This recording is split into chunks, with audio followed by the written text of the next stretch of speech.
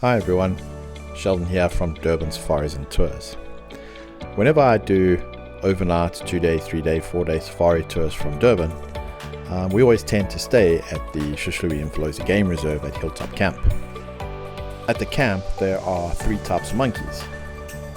On screen you can see one type, the Samango, but there is Baboon and Vervets as well. Now the one thing that all 3 have in common is they are expert thieves. If you forget to shut your windows or close your doors in your car, within an instant they'll be in and they'll grab whatever they can grab and off they go. And so you have to be pretty vigilant to ensure that none of your food gets nicked. Here you can actually see now we're in where the chalets are, where people stay, and we've got a troop of baboon moving through.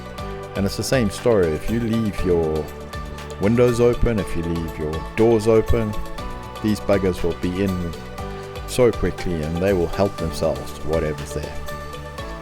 So remember, if you're traveling to the Hluhluwe Imfolozi Game Reserve, staying at Hilltop or Mpila or any other camps, keep those doors, keep those windows firmly closed when you're not there, otherwise you'll come back to no food.